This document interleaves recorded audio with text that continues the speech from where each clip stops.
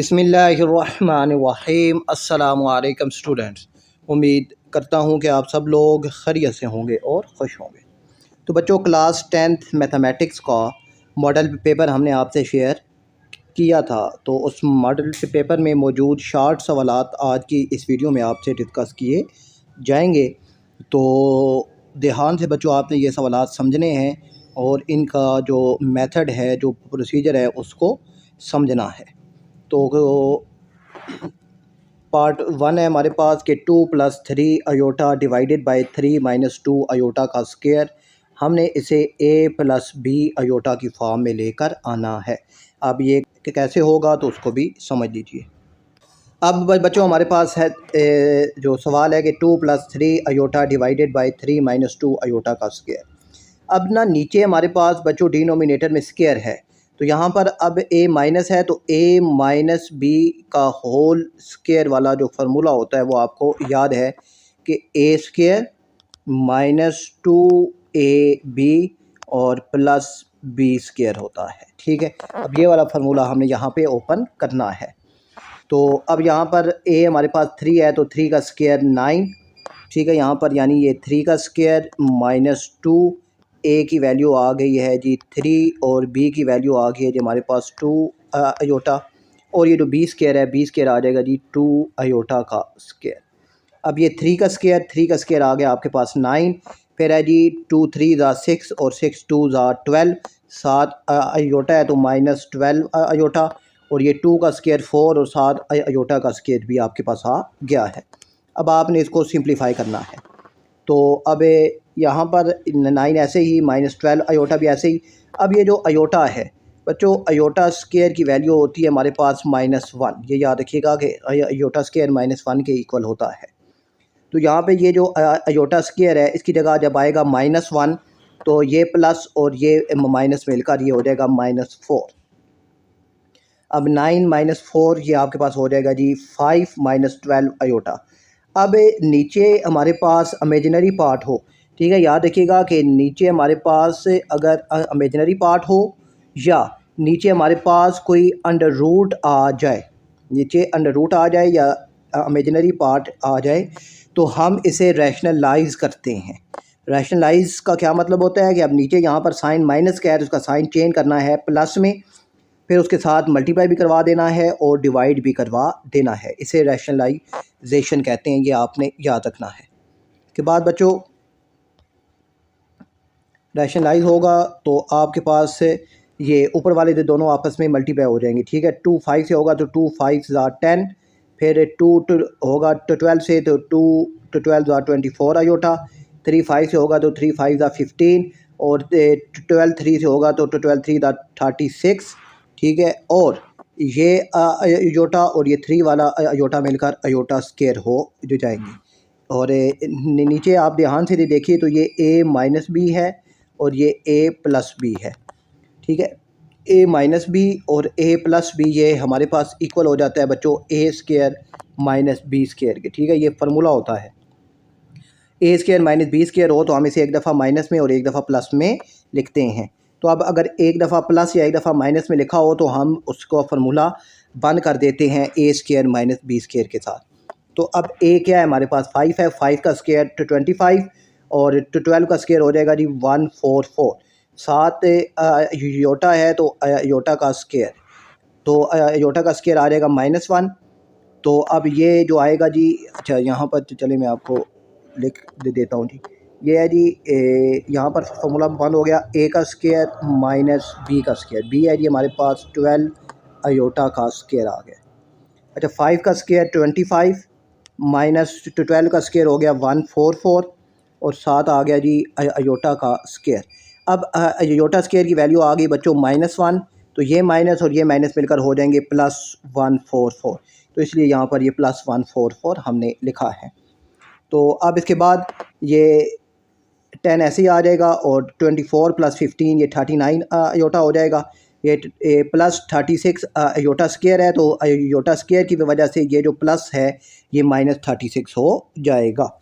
और 10 माइनस जो है, और नीचे 25 + 144 ये 169 हो जाएगा। और अब 10 में से 36 जब आपस में इन दोनों को प्लस माइनस होगा तो ये -26 प्लस 39 डिवाइडेड 169 अयोटा। अब ये 169 दोनों के नीचे डिवाइड हो जाएगा, ठीक है। तो यहाँ पर आएगा जी -26 बाय 169 और प्लस 39 बाय 169 अयोटा साथ आ जाएगा, ठीक है।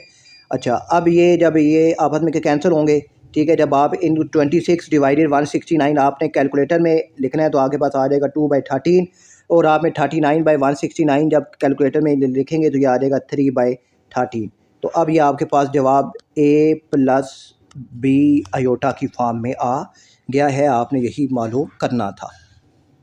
इसके बाद बच्चों पार्ट 1 की राइट साइड है कि square of two numbers, square of 2 times a number is equal the difference of 4 times the number and 1, ठीक है।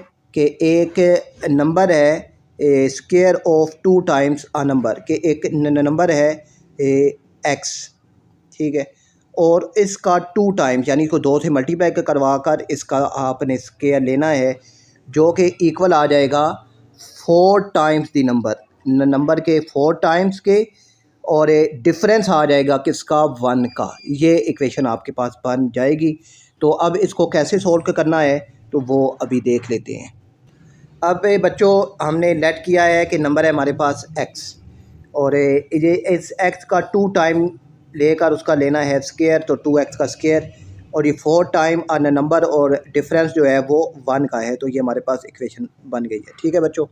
अब यहाँ पर ना ये 2 का स्क्वायर 4 साथ x है तो x का स्क्वायर भी आ जाएगा। बच्चे अक्सर यहाँ पर मिस्टेक करते हैं कि वो 2 का स्क्वायर ले लेते हैं, 4 साथ x का स्क्वायर नहीं लेते, तो ब्रैकेट के अंदर जितनी भी चीज़ें हैं उन सब का स्क्वायर आएगा।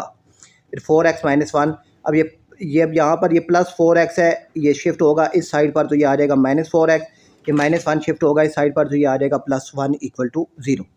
अब ना यहाँ पर बच्चों ये फार्मूला पर बंद होता है, 4x का स्क्वायर -4x + 1, ये फार्मूला बनता है 2x - 1 का होल स्क्वायर, ठीक है। ये आपने यहाँ पर इसका फार्मूला बंद कर दिया है।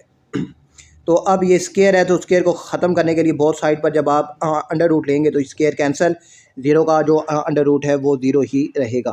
फिर 2x - 1 = 0, -1 इस साइड पर आएगा तो ये हो जाएगा +1, और ये 2x के साथ मल्टीप्लाई हो रहा है इस साइड पर आएगा तो डिवाइड हो जाएगा, तो 1/2 x 1/2 आपके पास आंसर आ जाएगा।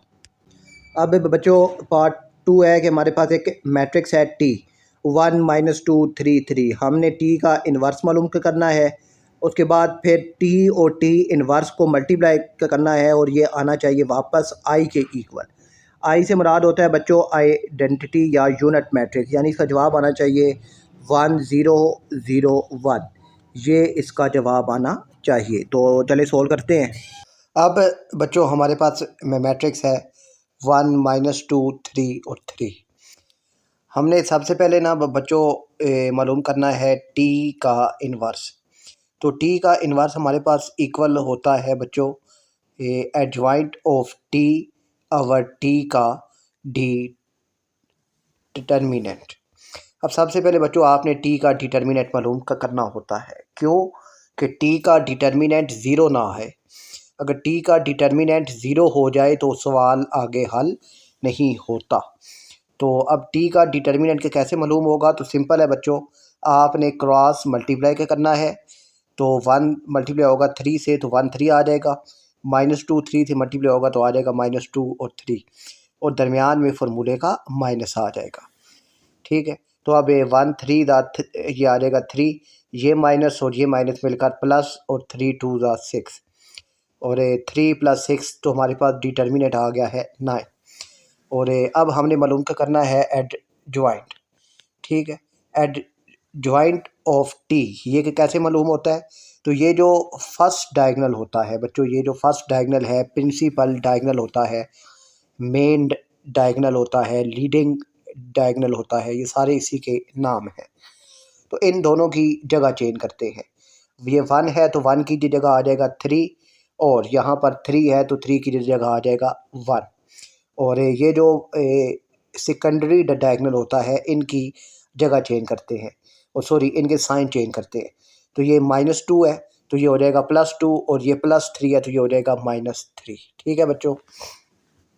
और अब जो है इनकी वैल्यू को पुट करना है तो हमारे पास ये बराबर है जी adjoint of T over T का डिटर्मिनेंट। तो टी का डिटर्मिनेंट है 9 तो 9 इस सारे के साथ डिवाइड हो जाएगा। ठीक है, आप इसको इस फॉर्म में भी लिख सकते हैं।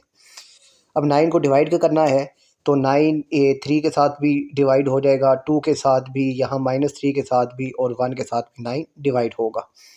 तो यहाँ जब ये 9 होगा तो ये 3 इससे कैंसिल होकर 1/3 बचेगा और ये कैंसिल नहीं होते, ये 2/9 ऐसे ही आ जाएगा। ये 3 9 से कैंसिल होगा तो -1/3 और ये 1/9। तो ये आपके पास जो है टी का इन्वर्स आ गया है। अब हमने टी और टी के इन्वर्स को भी आपस में मल्टीप्लाई करना है। तो अब सबसे पहले बच्चों लिखा हुआ है टी, तो आपने सबसे पहले टी मैट्रिक्स लिखना है। फिर लिखा हुआ है टी का इन्वर्स, तो दूसरे नंबर पर आपने जो है टी का इन्वर्स लिखना है। ठीक है, ये याद रखिएगा, जो लफ्ज़ पहले है उसकी वैल्यू भी पहले आएगी। अब मल्टीप्लाई जो बच्चों जो होता है इसके लिए याद रखिएगा कि 7 रूल होता है। 7 रूल का क्या मतलब होता है कि पहले मैट्रिक्स की रो और दूसरे मैट्रिक्स का कॉलम आपस में आप मल्टीप्लाई होंगे। तो 1 मल्टीप्लाई होगा 1/3 से तो ये 1/3 आ जाएगा। -2 मल्टीप्लाई होगा -1/3 से तो माइनस माइनस से कैंसिल, यानी माइनस माइनस प्लस, तो ये 2/3 आ गया है। फिर ये मैट्रिक्स ये जो रो है ये इस दूसरे कॉलम के साथ भी मल्टीप्लाई होगी। 1 3/9 से मल्टीप्लाई होगा 2/9 से तो 2/9 ही आ जाएगा। और अब ये -2 जो है ये मल्टीप्लाई होगा 1/9 से तो ये आ जाएगा -1/9 आपके पास। और अब ये दूसरी जो रो है ये भी अब मल्टीप्लाई होगी पहले के कॉलम के साथ। तो ये 3 3 से कैंसिल तो ये आ गया 1, ये भी 3 3 से कैंसिल तो ये आ गया -1। और अब ये रो दूसरे कॉलम के साथ मल्टीप्लाई होगी तो अब यहाँ पर ये आएगा 3 × 2/9, तो ये इससे कैंसिल होकर ये आ जाएगा 3, तो 2/3 आपके पास आ जाएगा। 6/9 या 2/3 एक ही बात है। फिर ये जो है 3 1/9 से में मल्टीप्लाई होगा तो 3 × 1/9, तो ये भी आपस में हो जाएंगे कैंसिल, तो यहाँ आ जाएगा 3, तो 1/3 या 3/9 आप लिख सकते हैं। अब ये आपने कैलकुलेटर में 1/3 + 2/3 लिखना है तो इसका जवाब आ जाएगा 1। फिर ये प्लस और ये माइनस आपस में कैंसिल, जवाब आ गया 0। ये प्लस ये माइनस कैंसिल, जवाब आ गया 0। और ये 6/9 और 3/9 को जब आप कैलकुलेटर में लिखेंगे तो इसका जवाब आ जाएगा 1। तो अब 1 0 0 1 ये आपके पास आई के बराबर होता है, यही आपने प्रूव करना था। और सेकंड का दूसरा पार्ट है बच्चों के f(x) आपके पास है 2x + 1 और g(x) आपके पास है जी 3x - 1 का होल स्क्वायर। आपने मालूम करना है f(g) और g(x). अच्छा, ये f(g) का क्या मतलब है कि आप अब पहले जो लफ्ज़ लिखा हुआ है वो f लिखा हुआ है कि f में g की वैल्यू को इंटर करना है। ठीक है, और g(f) का मतलब है कि आपने g के अंदर f की वैल्यू को लिखना है, इसका ये मतलब होता है। पहले f है तो f का मतलब है कि f में g की वैल्यू, और पहले g है तो g में f की वैल्यू। अब ये वैल्यू कैसे पुट होती है, तो सिंपल बच्चों, ये जो x लिखा होता है इस x की जगह आपने ये वैल्यू लिख देनी है, तो ये आपके पास f(g) आ जाएगा। अब इसका सोल्यूशन देख लेते हैं। आपके पास बच्चों सवाल है कि f(x) आपके पास बराबर है 2x + 1 के और g(x) आपके पास बराबर है 3x - 1 का होल स्क्वायर। सबसे पहले आपने g(x) मालूम करना है, तो यानी अब ये जो x है इस x की जगह आ जाएगा 3x - 1 का होल स्क्वायर, ये आपने लिख दिया है। ठीक है, तो अब यहाँ पर बच्चों आपने इसका स्क्वायर वाला फार्मूला खोल लेना है। ठीक है, a का स्क्वायर, a आपके पास है 3x तो ये आ जाएगा 9x का स्क्वायर। फिर हमारे पास जो फार्मूला होता है वो होता है a² - 2ab + b का स्क्वायर। a का स्क्वायर हो गया, उसके बाद है जी -2 ए की वैल्यू है जी आपके पास 3x और बी की वैल्यू है आपके पास 1, तो 3 2 ज़ा 6, तो ये आ जाएगा -6x। और ये प्लस बी का स्केयर, तो बी 1 है तो 1 का स्केयर 1 ही रहेगा, और ये 7 + 1 ऐसे ही आ जाएगा। अब ये 2 मल्टीप्लाई होगा तो 2 9 ज़ा ये हो जाएगा 18x स्केयर, और ये 2 6 से होगा तो -12x, 2 1 से होगा तो ये +2 और ये +1 आ गया है। 18x स्केयर -12x +3 आपके पास आ गया है। अब यहाँ से आपने जो है इसमें से ये जो है 3 को, बल्कि में यही आपके पास का जवाब आ जाएगा। ठीक है, फर्दर इसको सोल्व करने की आगे ज़रूरत नहीं है। दूसरा है जी आपके पास से g ऑफ x मालूम करना है, g of f of x। तो अब g की वैल्यू थी बच्चों हमारे पास 3x - 1 का होल स्क्वायर। अब ये जो x है, इस x की जगह आपने पुट कर देना है 2x + 1। ठीक है, इस x की जगह आ गया जी 2x + 1 - 1 इनका होल स्क्वायर आ गया है। और अब यहाँ पर बच्चों आपने ये जो है ये पहले 3 को अंदर मल्टीप्लाई कर देना है। 3 2 ज़ा 6x, 3 1 ज़ा 3 - 1 इनका होल स्क्वायर। तो 6x 3 में से 1 गया तो 2, तो 6x + 2 का होल स्क्वायर। तो यहाँ भी फार्मूला ओपन होगा कि a² + 2ab + b का स्क्वायर। ठीक है ना, अब दरमियान में प्लस है तो यहाँ भी प्लस आएगा। अब यहाँ पर ऊपर यहाँ पे माइनस हो तो यहाँ माइनस आ जाता है। तो अब ये a का स्क्वायर, तो a हमारे पास 6x, तो 6 का स्क्वायर 36 और x का स्क्वायर x² आ जाएगा। 2a है आपके पास 6x और b है आपके पास 2, तो 2 6 ज़ा 12 और 12 2 ज़ा 24x, ये आपके पास 2ab आ गया है, और 2 का स्क्वायर 4 ये आपके पास आ गया है। तो यही आपने मालूम करना था, ये आपके पास का जवाब आ गया है। बहुत सिंपल होता है, सिर्फ आपने ये जो x होता है x की जगह आपने दूसरे फंक्शन की वैल्यू को पुट करना होता है। अब है बच्चों हमारे पास से क्वेश्चन नंबर 2 का पार्ट 3 है कि for an absolute function f of x है x - 2। ठीक है, और यहाँ पर ये मोड का साइन है जिसे एब्सोल्यूट वैल्यू कहते हैं। आपने टेबल बनाना है और फिर ग्राफ बनाना है। तो अब ये टेबल और ग्राफ के कैसे बनेगा तो इसको भी समझ लीजिए। अब बच्चों आपके पास फंक्शन है f ऑफ x - 2 और इसका मोड है। तो बच्चों अब आपने ना x की वैल्यू को सबसे पहले पुट करना है 0। x की वैल्यू पुट होगी तो यहाँ ये जो है x की जगह आ जाएगा 0, तो इसका जवाब आ गया -2। तो मोड की वजह से ये जो माइनस है ये ख़त्म हो जाएगा, तो सिर्फ 2 रह जाएगा। और फिर x की जगह आपने पुट करना है 1, तो 1 - 2 तो ये आ जाएगा -1, तो फिर मोड की वजह से ये माइनस भी ख़त्म होकर +1 रह जाएगा। फिर आपने यहाँ पर पुट किया 2, ये +2 - 2 के कैंसिल, तो जवाब 0 आ गया है। फिर बच्चों आपने यहाँ पर पुट करना है 3 3 - 2, तो ये आ जाएगा 1, तो ये आपके पास 1 आ जाएगा। फिर यहाँ पर आपने पुट करना है 4 4 में से 2 माइनस होंगे तो ये आ जाएगा 2, तो यहाँ पे आपके पास का जवाब 2 आ गया है। अब आपने बना लेने हैं जी टेबल। तो अब टेबल x की वैल्यू 0 है तो फंक्शन की वैल्यू 2 है, तो पहले आ जाएगा 0 2, फिर ये 1 1, फिर ये 2 0, फिर ये आ जाएगा जी 3 1 और फिर ये आ जाएगा 4 2। ये टेबल इस तरीके से आपने बना लिया है। और इसका जो अब बनाना है आपने ग्राफ, तो ग्राफ ज़रा ध्यान से देखिएगा कि ग्राफ इसका कैसे बनेगा। ग्राफ ना अब यहाँ पर ये है 0 2, तो पहली वैल्यू x होती है, दूसरी वैल्यू y होती है, याद रखिएगा बच्चों। ठीक है, आपके पास ये जो पेयर लिखा हुआ है 0 और 2, तो इस तरह का पेयर या फैक्टर जब भी आते हैं तो उसको पहली वैल्यू x होती है, दूसरी y होती है, ये आपने याद रखना है।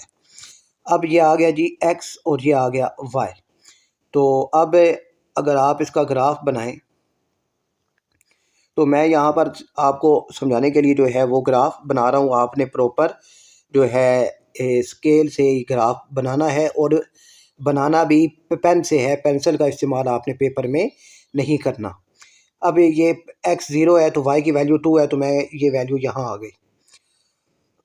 ठीक है, और फिर दोनों 1 1 है तो दोनों 1 1 ये यहाँ आ जाएंगे। फिर 2 और 0, x 2 है और y ज़ीरो है तो ये x2 मैं कहता हूँ जी यहाँ पर है। फिर आ गया जी 3 1, x3 है और y 1 है तो ये आ गया जी यहाँ पर आ जाएगा। फिर x4 है और y2 है तो 4 और 2, तो ये इस सीक्वेंस में ये वी शेप आपके पास इसका ग्राफ बन जाएगा। ठीक है, इस तरीके से आपने इसका ग्राफ भी बनाना है। Two workers Saqib and Aqib are hired to clean a large warehouse. Saqib can clean the entire warehouse in 5 hours, while Aqib can clean it in 7 hours. They start cleaning together, but after 2 hours, Saqib leaves and Aqib continues cleaning alone. How long will it take Aqib to finish cleaning the warehouse after Saqib leaves? तो चले इसको भी मालूम करते हैं कि ये कैसे हल होगा। अब बच्चों साकिब का जो रेट है वो है जी 1/5 और आकिब का जो रेट है वो है 1/7 कि साकिब 5 घंटों में है एक वेयर हाउस तो 1/5, आकिब का रेट से 7 घंटों में क्लीन होता है तो 1/7 आ गया है। दोनों का जो कंबाइंड रेट है तो इन दोनों को आपने ऐड कर देना है। 1/5 प्लस 1/7 तो ये आ जाएगा 12/13। दोनों ने अगर 2 घंटे एक साथ काम के किया तो 2 अब इनका जो कंबाइंड रेट है वो आपने 2 को उनके कंबाइंड रेट के साथ जब मल्टीप्लाई किया तो 12 2 ज़ा 24/35 आ गया है। अब इतना काम हो गया है, रिमेनिंग जो काम रह गया है वो कितना है, तो अब काम एक ही है तो आपने एक में से इसको इनका जो कंबाइन हुआ काम है उसको माइनस करना है। तो जब आप इसको माइनस करेंगे तो आ जाएगा 11/35। अब जो आकिब है उसको कितना और टाइम लगेगा उसको साफ़ करने में, तो अब जो रिमेनिंग वर्क है उसको आकिब के रेट के साथ आपने डिवाइड करना है। डिवाइड का साइन आपको पता है मल्टीप्लाई में जब चेंज होता है तो वैल्यू नीचे वाली ऊपर, ऊपर वाली नीचे आ जाती है। तो 7 आ जाएगा ऊपर, तो अब ये 7 5 35 तो ये आ जाएगा जी 11/5। जब आप इसको डिवाइड करेंगे तो आंसर आएगा जी 2.2 आवर्स आकिब को और लगेंगे उस वेयर हाउस को साफ़ करने में। ठीक है, तो इस सवाल को हमने इस मेथड से सोल्व करना है। आपके पास है बच्चों अब क्वेश्चन नंबर 2 का पार्ट 4, सोल्व द इनइक्वालिटी। तो अब इस इनइक्वालिटी को सोल्व करना है, तो ये बहुत अहम सवाल होते हैं बच्चों और ये हर साल पेपर में आते हैं। तो अब इस तरह के सवालात को कैसे हल किया जाता है तो उसका मेथड आपने ध्यान से समझना है। अब बच्चों आपके पास है जी ये मोड की वैल्यू है और ये यानी जिसे एब्सोल्यूट वैल्यू भी कहते हैं। उसके अंदर है जी 2x - 5 / 4, फिर ये ग्रेटर दैन और इक्वल है 2/3 के। तो अब ना बच्चों इस एब्सोल्यूट वैल्यू को, इस मोड को ख़त्म करने के लिए ये जो इस साइड पर वैल्यू होती है उसे एक दफ़ा प्लस में लिखते हैं और एक दफ़ा माइनस में लिखते हैं। तो हमने एक दफ़ा प्लस में और एक दफ़ा माइनस में लिख दिया है। तो अब यहाँ पर ये आपस में क्रॉस जो है वो मल्टीप्लाई हो जाएंगे। 3 में मल्टीप्लाई हो जाएगा जी 2 - 5x के साथ और 4 2 से मल्टीप्लाई होगा तो 4 2 ज़ा 8 आ जाएगा। ठीक है, पहले इस साइड को हल करते हैं।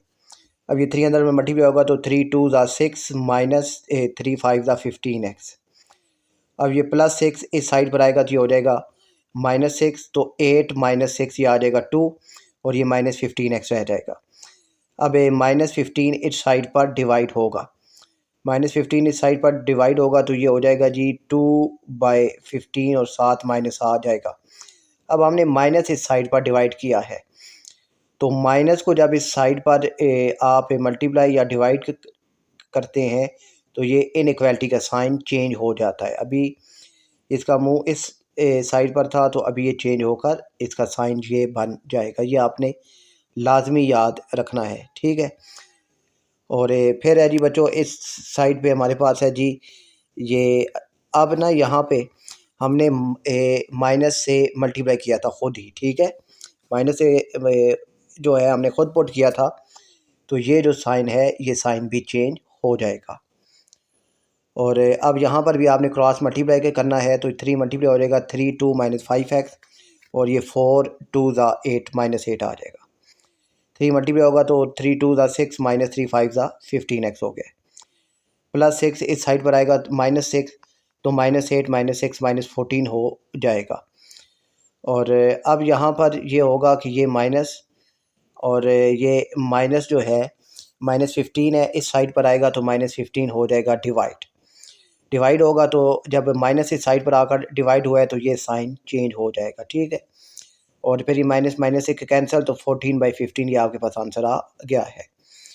अब ना बच्चों आपने इसको कंबाइन करके भी लिखना होता है, क्योंकि कंबाइन करके लिखने का पूरा एक नंबर होता है। तो कंबाइन करके आप इसको कैसे लिखेंगे, दरमियानी ब्रैकेट x। अब ये जो जवाब आया है आपका, ठीक है, लेस देन और इक्वल है जी -2/15। फिर इसके बाद आपका साइन आ जाएगा यू का साइन, और फिर ये जो जवाब है ये जवाब आपने यहाँ पर लिखना है और ब्रैकेट को बंद कर देना है, तो ये इनका कम्बिनेशन आ जाएगा, और आपने इसी तरीके से इसको लिखना है। और इसकी सामने वाली साइड है बच्चों, sketch and intercept the graph of N exponential function f(x) equal है 4 की पावर x। तो अब इसको कैसे सोल्व करना है, तो इसका मेथड भी बच्चों आपने ध्यान से समझना है। अब बच्चों हमारे पास है f(x) इक्वल है 4x की, ठीक है, 4 की पावर x है। तो अब x की वैल्यू सबसे पहले हमने पुट करनी है -1। तो अब x की वैल्यू आ गई जी -1, तो अब इस माइनस को प्लस बनाने के लिए हम इसको 1/4 कर देंगे। तो 1/4 को जब आप कैलकुलेटर में डिवाइड करेंगे तो ये आ जाएगा 0.25। फिर x की जगह हमने पुट कर दिया 0।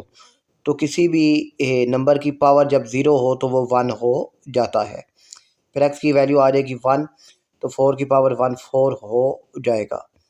फिर हमने इसकी वैल्यू पुट करनी है 2, तो 4 की पावर 2 ये 16 हो जाएगा। तो यहाँ से हमें एक बात समझ आई कि x इंक्रीज़, अगर x की वैल्यू इंक्रीज़ होगी 4 5 6, तो f(x) बहुत जल्दी इंक्रीज़ होता चला जाएगा, ठीक है। देखिए 1 से 4, 4 से 16, तो फिर इसी तरीके से ये आगे इसकी वैल्यू चलती जाएगी, यानी बहुत तेज़ी से बढ़ती जाएगी। और अब आपने इसका ग्राफ बनाना है, तो ग्राफ बच्चों उसी तरीके से बनेगा जिस तरह मैंने अभी आपको समझाया है, ठीक है। और एक फंक्शन आपका बन गया -1 और 0.25, फिर एक ये 0 और 1 वाला आ जाएगा, फिर एक ये 1 और 4 वाला, और एक 2 और 16 वाला, ये सारे पेयर आपके पास आ जाएंगे। तो फिर आपने इसका ये जो है इस मेथड से ग्राफ बना लेना है। और 5 है बच्चों, shade the solution region bounded by a pair of linear inequalities. तो अब हमने इन इक्वालिटीज़ की मदद से ये जो ग्राफ है इसका शेड बनाना है। तो अब शेड जो है ये यहाँ पर ये जो ना x ये जो लिखा हुआ है कि शेड की जो वहाँ बनेगा कि जहाँ पे x पॉजिटिव है, तो x पॉजिटिव यहाँ पर होता है, तो ये वाला जो है यानी इस साइड पर आपका शेड अब नहीं बनेगा। तो y भी पॉजिटिव है, तो मतलब ये इस साइड पर आपका शेड बनेगा, ये नीचे आपका शेड नहीं बनेगा। तो यानी ये वाला जो एरिया है यहाँ पर आपका ये शेड बनेगा। तो अब ये कैसे बनेगा वो आपने समझना है। तो बच्चों हमारे पास है जी x + y लेस दैन और इक्वल है 50 के, x - y ग्रेटर दैन और इक्वल है 10 के, और x से जो है वो ग्रेटर है 0 से और y भी ग्रेटर है 0 से। ये हमारे पास इक्वेशंस है। अब ये जो पहली इक्वेशन है यहाँ से हमने x इंटरसेप्ट और y इंटरसेप्ट मालूम करना है। x इंटरसेप्ट का बच्चों मतलब होता है कि y की वैल्यू आपकी 0 होगी। y की वैल्यू 0, तो यहाँ पे y की वैल्यू आपकी 0 हो जाए तो x आपके पास 50 के बराबर आ जाता है। और फिर वाई इंटरसेप्ट मालूम करना है। तो वाई इंटरसेप्ट का मतलब है कि एक्स की वैल्यू ज़ीरो होगी। जब एक्स की वैल्यू यहाँ से ये ज़ीरो हो जाएगी तो आपके पास वाई इक्वल टू 50 आ जाएगा। ठीक है, वाई जो है वो 50 आ जाएगा। ये इस तरीके से आपके पास दो पेयर बन जाएंगे। एक जो है पहली वैल्यू एक्स होती है, दूसरी वाई होती है। तो एक जो यहाँ पे एक्स इंटरसेप्ट का मतलब है वाई ज़ीरो है, तो एक्स की वैल्यू आ गई 50 और वाई की वैल्यू ज़ीरो। और फिर एक्स की वैल्यू ज़ीरो और वाई की वैल्यू 50। तो ये दो पेयर आपके पास बन जाएंगे। ठीक है, ये इस तरीके से आपने पेयर बनाने हैं। तो ये जो पहली एक इक्वेशन है इसके पेयर हमारे पास आ गए हैं। दूसरी है जी, इसका भी एक्स इंटरसेप्ट मालूम करना है। तो एक्स इंटरसेप्ट का मतलब है जी वाई इक्वल टू ज़ीरो है। तो ये वाई ज़ीरो हो गया, ख़त्म हो गया, तो एक्स इक्वल टू आ गया 10। और वाई इंटरसेप्ट मालूम करना है तो इसके लिए एक्स हो जाएगा ज़ीरो, और तो वाई की वैल्यू ये माइनस इस साइड पर आएगा, तो ये हो जाएगा जी वाई की वैल्यू होगी आपके पास -10। अब दोनों इक्वेशंस के पेयर आपके पास आ गए हैं। ठीक है, पहली जो इक्वेशन है वो आ गया जी 50 और ज़ीरो। और दूसरा है जो पेयर है वो आपके पास आएगा जी ज़ीरो और 50। और ये जो इक्वेशन है इसके पेयर आपके पास से जो एक्स इंटरसेप्ट मालूम किया था तो वो आ गया था जी 10 और ज़ीरो। और दूसरा आपके पास 10 और ज़ीरो आया था। और एक और जो पेयर था हमारे पास वो आ गया है जी हमारे पास ज़ीरो और -10। अब आपने इनका यहाँ पे ग्राफ बना देना है। ज़ीरो और 50, वाई की वैल्यू ज़ीरो तो एक्स की वैल्यू 50 सपोज यहाँ पर है, और वाई की वैल्यू 50 यहाँ पर है, तो इनको आपने आपस में मिला दिया। फिर है जी 10 और ज़ीरो, तो एक्स की वैल्यू 10 और वाई की वैल्यू ज़ीरो यहाँ आ गया। और अब ये जो है -10, वाई -10 है तो -10 यहाँ पर होगा, तो ये पॉइंट यहाँ आ गया, यहाँ से आपने इसको मिला दिया है। अब ये मिलाने के बाद अब आपके पास जो बना ये जो इक्वेशंस होती हैं इनका मालूम करना होता है टेस्ट। टेस्ट से मुराद कि ये होता है कि यहाँ भी ज़ीरो पुट करना है, यहाँ भी ज़ीरो पुट करना है। तो अब ज़ीरो प्लस ज़ीरो ज़ीरो। अब ज़ीरो छोटा है और 21 से 50 से, तो पहली इक्वेशन जो है ये आपकी आ गई कि पहली इक्वेशन हमारे पास ट्रू है। दूसरी जो है इक्वेशन, यहाँ भी ज़ीरो यहाँ भी ज़ीरो, ज़ीरो बड़ा है 10 से, तो दूसरी इक्वेशन फॉल्स हो गई है। दूसरी इक्वेशन आपके पास फॉल्स हो गई है। तो अब जब इक्वेशन हो जाए ट्रू हो जाए, तो पहली इक्वेशन हमारे पास है ट्रू। तो ट्रू का मतलब है कि पहली इक्वेशन का जो ग्राफ बनेगा वो बनेगा ओरिजिन की तरफ। किसकी तरफ? ओरिजिन की तरफ। जब फॉल्स हो जाए तो इसका मतलब होता है जी ये बनेगा away the origin, away the origin बनेगा। और ये जवाब जो अब शेडेड एरिया होगा वो एक्स पॉजिटिव और वाई पॉजिटिव होगा। तो एक्स पॉजिटिव वाई पॉजिटिव ये वाला एरिया जो है ये दोनों में आ रहा है, तो ये वाला एरिया आपने शेड करना है, तो ये आपका जवाब आ जाएगा। ठीक है, इस तरीके से आपने इसको सॉल्व करना है स्टेप बाय स्टेप। फिफ्थ का सेकंड पार्ट है मेरे बच्चों के, given 2 points A and B vector. दो पॉइंट्स हैं ए और बी और एक वेक्टर है। और translate point A to new point C. हमने ए से सी पर एक न्यू पॉइंट मार्क करना है। Determine the coordinate of point C after the translation. ठीक है, तो ट्रांसलेशन करने के बाद जो पॉइंट सी के कोऑर्डिनेट्स हैं वो मालूम के करने हैं। फिर verify if the same vector can also translate point B to the point D. ठीक है, फिर हमने एक बी से डी, और डी के कोऑर्डिनेट भी हमारे पास गिवन है कि ट्रांसलेट होने के बाद क्या ये पॉइंट आते हैं। Justify your answer. तो चले इसका आंसर, इसके आंसर को जस्टिफाई करते हैं।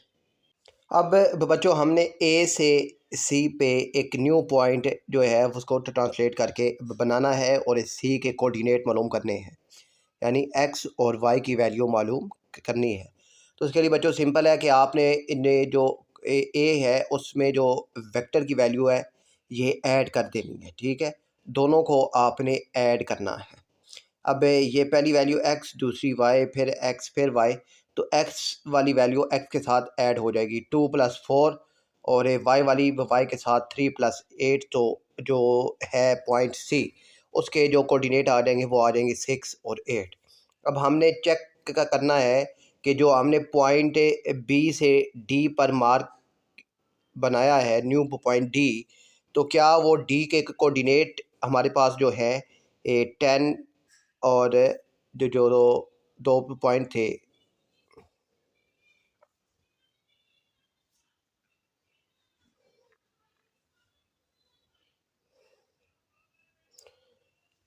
13।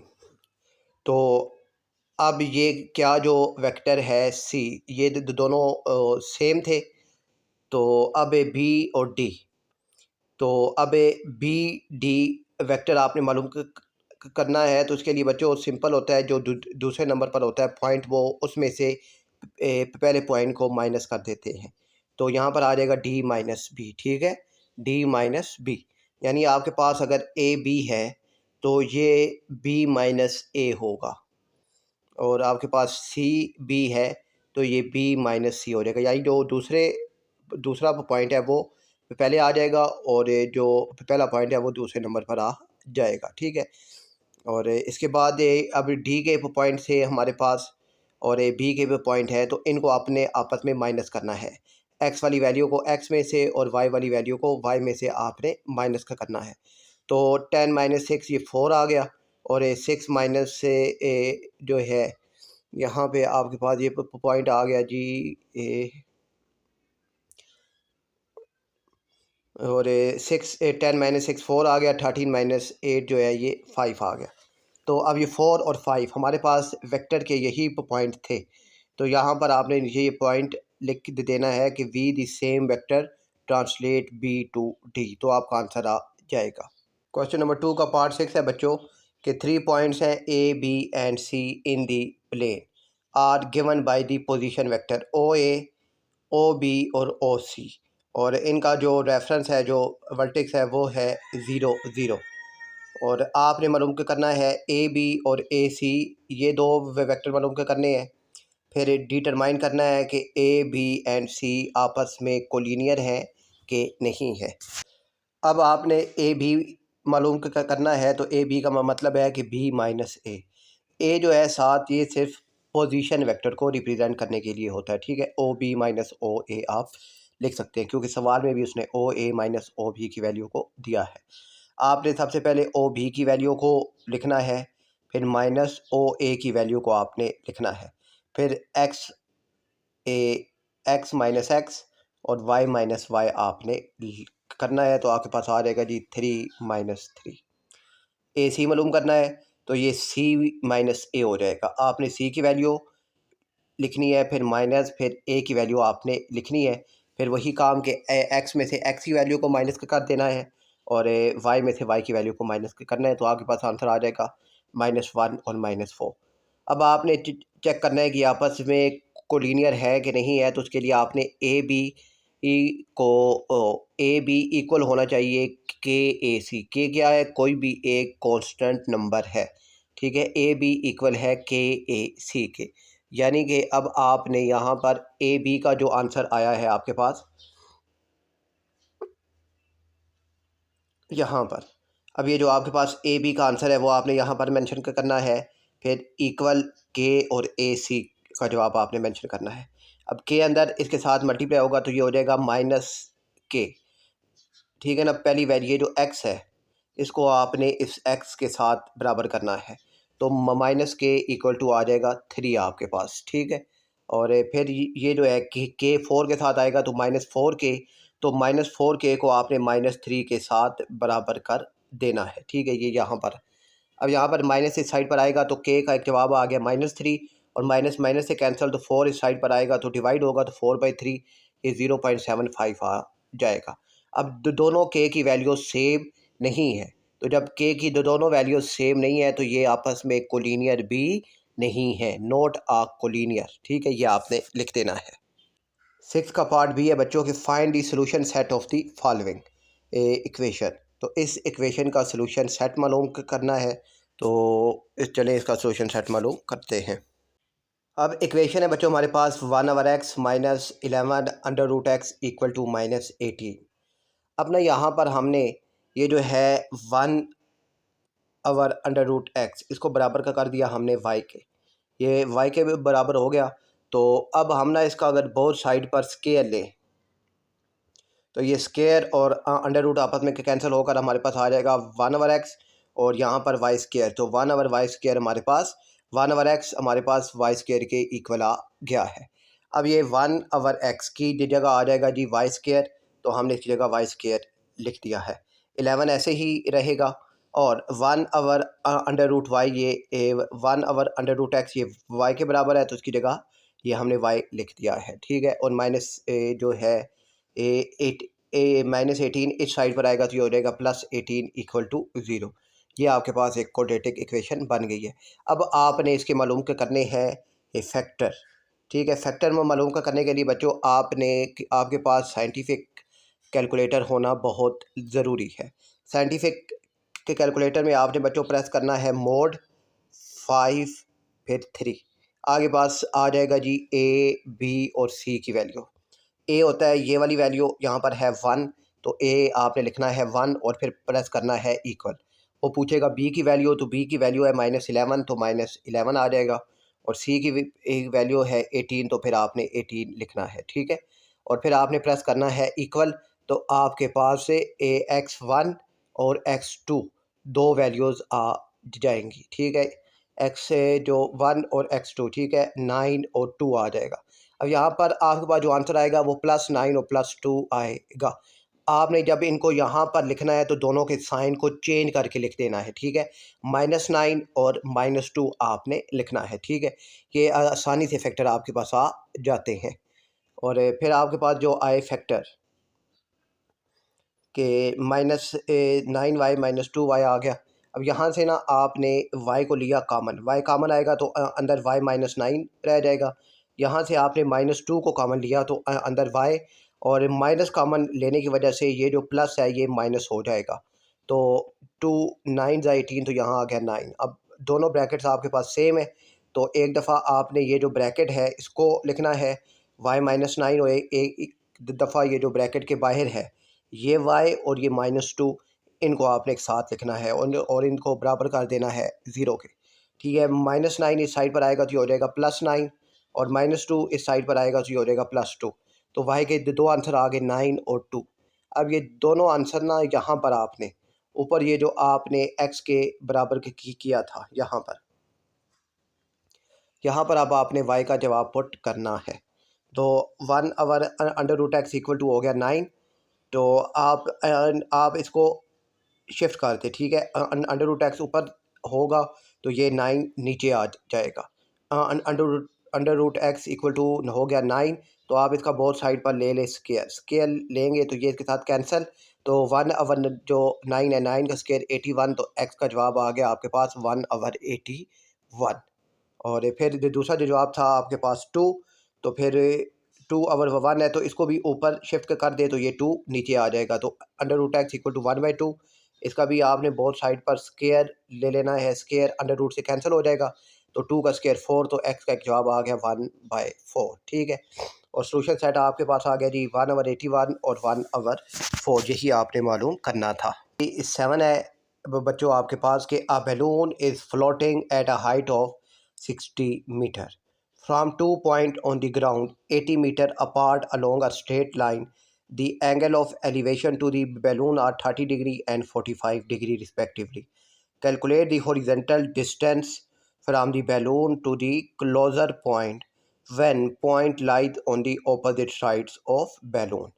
तो अब ये सवाल के कैसे होगा, इसको ध्यान से बच्चों समझिएगा। अब बच्चों आपके पास जो बैलून है उसकी हाइट 60 मीटर है और एंगल्स हैं दो 30 डिग्री और 45 डिग्री। आपने ये मालूम करना है कि क्लोज़र जो डिस्टेंस है वो कितना है। तो डिस्टेंस टू पॉइंट वन, तो पॉइंट वन के लिए आपने tan 45 डिग्री मालूम करना है। तो tan 45 डिग्री आपके पास 60/x आ जाएगा। ठीक है, tan 45 होता है 1। ठीक है, तो अब x जब 1 से मल्टीप्लाई होगा तो ये आ जाएगा x = 60 मीटर आ गया। फिर डिस्टेंस टू पॉइंट टू आपने मालूम करना है और इसका नाम है y। तो tan 30 डिग्री = 60/y आ जाएगा। तो tan जो है अब आपने y मालूम करना है। तो आपने यहाँ से tan 30 मालूम करना है और फिर इसको क्रॉस मल्टीप्लाई करवा देना है। तो आपके पास जो y है वो आ जाएगा 60/√3। और आप जब 60 को √3 से मल्टीप्लाई करेंगे तो ये आएगा 103.9 मीटर। तो distance to closer point is 60 metre. ठीक है, 60 मीटर जो है वो आपका क्लोज़र डिस्टेंस है। यही आपने इसके अंदर मालूम करना था। तो 7 के सामने वाली साइड है कि if two congruent chords of a circle are 12 centimetre long and equidistant from the centre. ठीक है, सेंटर से इन दोनों का इक्वी डिस्टेंस है।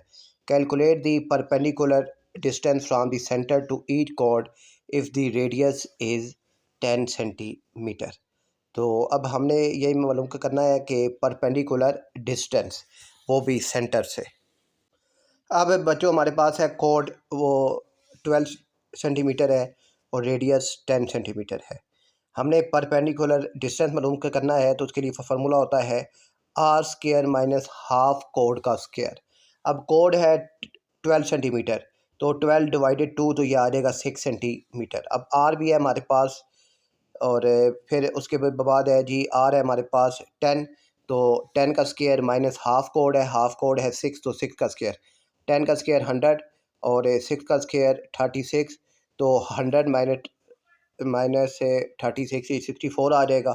तो 64 का √8 सेंटीमीटर होगा।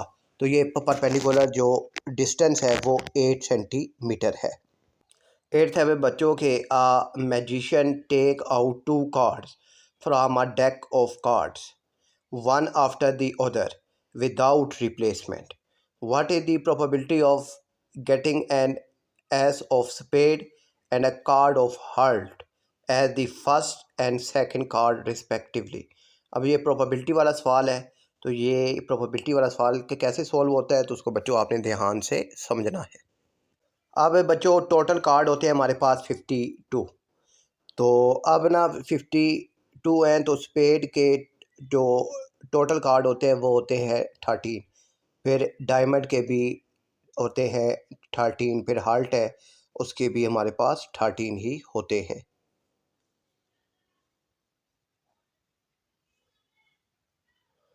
और उसके बाद आता है क्लब, तो उसके भी 13 ही होते हैं। टोटल हमारे पास ये 52 कार्ड हो जाते हैं। अच्छा, एस ऑफ स्पेड अब हमने देखना है। तो जो एस होता है यानी जो ए होता है वो एक ही होता है स्पेड के अंदर। तो 1/52 आ जाएगा। ठीक है, 1 इसकी जो प्रोबेबिलिटी है कि वो 1/52 है। कार्ड रिमेनिंग, अब ये टोटल 52 है, एक कार्ड हमने निकाल दिया। अब उसके साथ ये कहा था कि विदाउट रिप्लेस, कि आपने वो कार्ड वापस नहीं रखना। तो अब ये जो कार्ड रिमेनिंग रह गए, एक बार हो गया तो 51 रह गए। तो अब प्रोबेबिलिटी ऑफ हल्ट, तो हल्ट के भी कार्ड होते हैं बच्चों 13।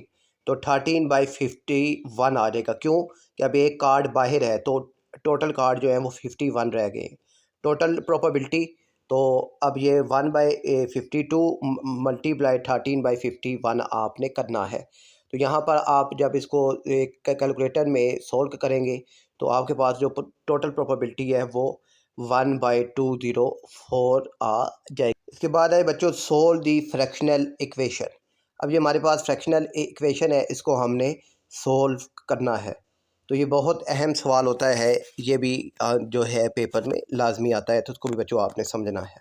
अब हमारे पास जब दरमियान में इक्वल होता है और हमारे पास फ्रैक्शन में क्वेश्चन होता है तो हम इसका लेते हैं एलसीएम। तो यहाँ पर आप इसका अगर एलसीएम लें तो एलसीएम आएगा x - 3 x + 2। यहाँ भी वही है, तो एलसीएम में नीचे अगर दो दफ़ा भी लिखा है तो एलसीएम में एक ही दफ़ा आपने लिखना होता है। एलसीएम आ गया जी इसका x-3 और x से -3 और x+2। ठीक है, अब आपके पास ये जो एलसीएम आया है, इस एलसीएम को आपने इसके साथ भी मल्टीप्लाई करवा देना है, इसके साथ भी और इसके साथ भी। इसके साथ तो ये हो जाएगा कैंसिल दोनों। यहाँ पे x-3 के कैंसिल होगा तो आपके पास x+2 रह जाएगा, और यहाँ पे x-3 कैंसिल होगा, x+2 के कैंसिल होगा तो आपके पास जो है x-3 रह जाएगा, और इस साइड पर दोनों कैंसिल होकर आपके पास 10 रह जाएगा। अब ये 2x x से में मल्टीप्लाई होगा तो 2x², 2x 2 से होगा तो 4x, 4x से होगा तो 4x, और 4 जब 3 से होगा तो माइनस है तो -12 हो जाएगा।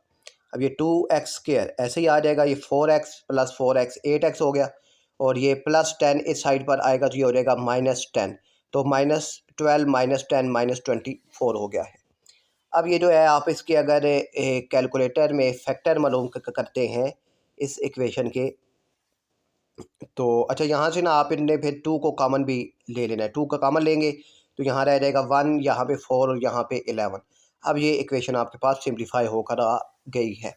तो अब आप अगर इसके फैक्टर मालूम करें तो इसके फैक्टर नहीं आते, तो जब फैक्टर ना आए तो फिर आपने क्वाड्रेटिक फार्मूला इम्प्लीमेंट करना होता है।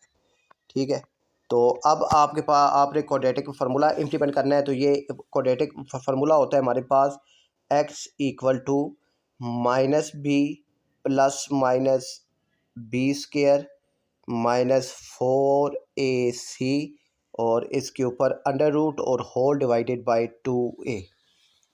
ठीक है, ये हमारे पास फार्मूला होता है -b ± b² -4ac, और इसके ऊपर होता है जी अंडर रूट और नीचे 2a होता है। अब आपने यहाँ से a की वैल्यू 1 है, ये a है, ये b है, और ये c की वैल्यू -11 है। सारी वैल्यूज़ बच्चों आपने इस फार्मूले के अंदर पुट करनी है। ठीक है, -b है तो b की वैल्यू 4 है, तो यहाँ -4 आ गया, फिर प्लस माइनस b² है तो b की वैल्यू 4 है तो 4 का स्क्वायर 16 हो गया, फिर -4 ऐसे ही, फिर a है तो a की वैल्यू 1 है तो 1 आ गई, बस c है तो c की वैल्यू -11 आ गई, डिवाइडेड बाय 2a। अब a की वैल्यू 1 है तो 2 1 का नीचे 2 आ गया है। अब आपने इसको सिंप्लीफाई के करना है, तो सिंप्लीफाइड जब ये होगा तो ये आ जाएगा -4 + √16/2, और फिर आपने जो है इसको, इसमें अब 16 है, 16 का आप अगर एलसीएम ले तो ये आता है जी 2√15। तो यहाँ से आप 2 को अगर कॉमन लें तो जब यहाँ से 2 कॉमन लेंगे तो ये 2 कॉमन आएगा, तो आपके पास अंदर आएगा जी -2 ± √15/2। ये 2 से कैंसिल होकर सिर्फ ये आपके पास रह जाएगा जी -2 ± √15, और यही आपके पास का आंसर है।